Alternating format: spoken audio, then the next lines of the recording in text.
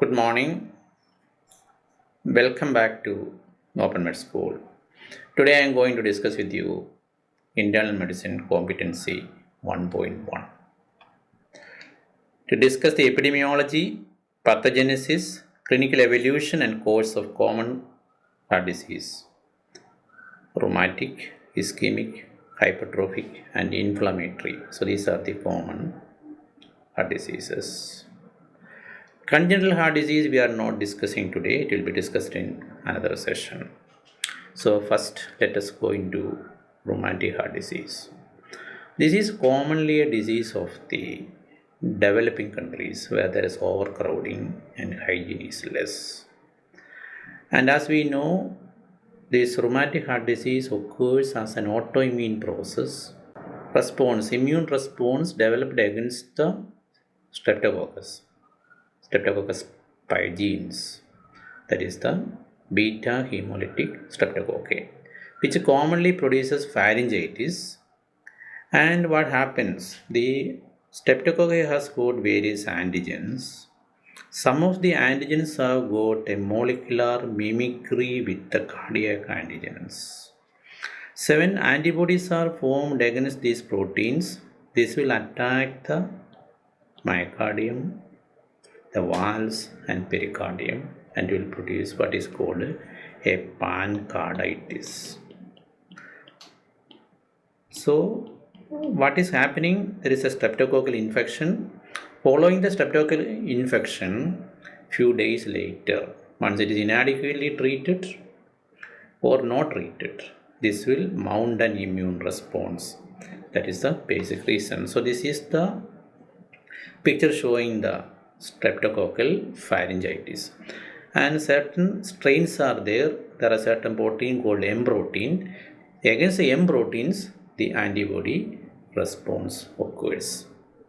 So acute rheumatic fever leads on to later cardiac complications, and acute rheumatic fever is a autoimmune disease.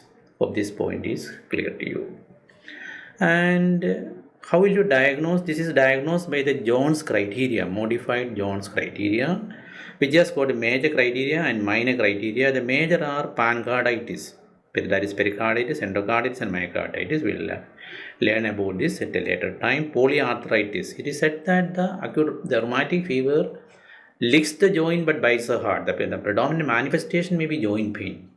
Then joint pain is called migratory polyarthritis. Migratory.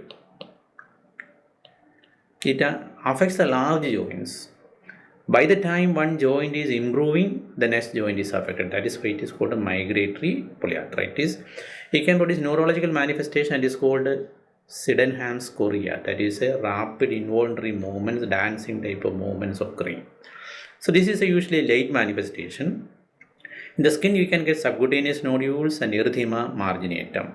The minor criteria are fever, arthralgia, prolonged PR interval, increased ESR and CRP, and leukocytosis. These are all evidence of acute infection. There should be 2 major plus or 1 major plus 2 minor criteria. In addition, there should be mandatory criteria, that is, there should be evidence of streptococcal infection as evidenced by throat culture. A throat culture giving positive, or evidence of anti-streptolysin or ASO titer should be elevated. So this is how you diagnose rheumatic fever. And again, you should understand that the rheumatic fever is a late manifestation of acute or late manifestation of rheumatic fever leads on to rheumatic valvular disease. So first is there is a sore throat. This mounts the immune response, and this will lead on to inflammation of the heart that finally leads on valvular problems. The most common valve affected is the mitral valve, followed by aortic valve. The pulmonic valve is usually not affected.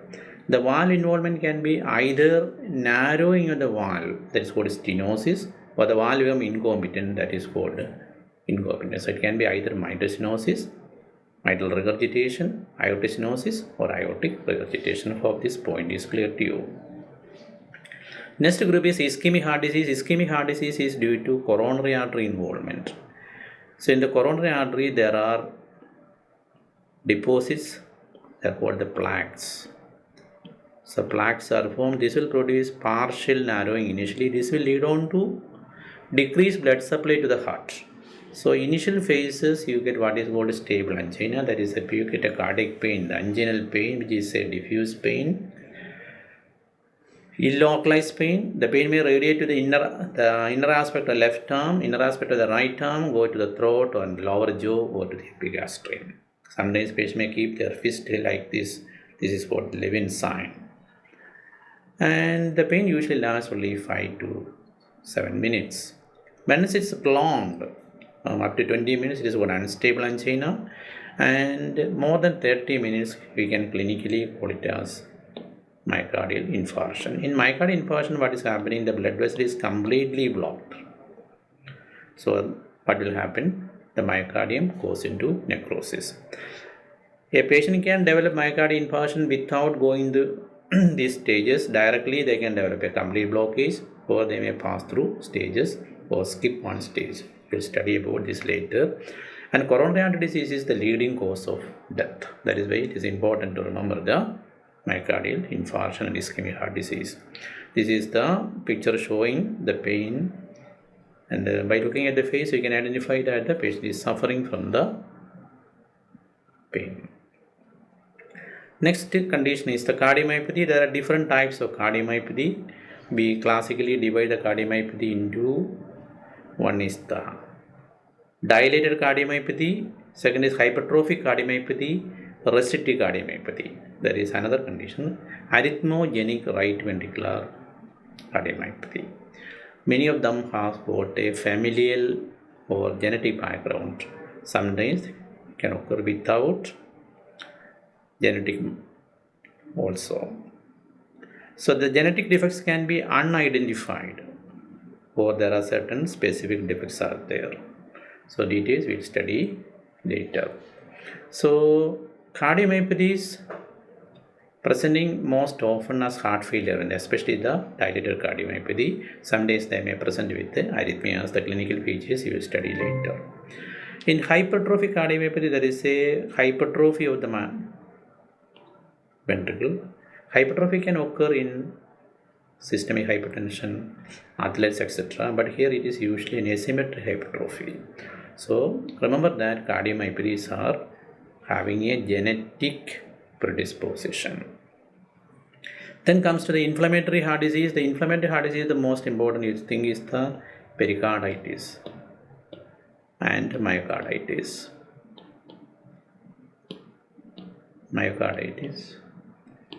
Endocarditis can occur in acute rheumatic fever or as part of a complication of rheumatic valve disease with the infective endocarditis.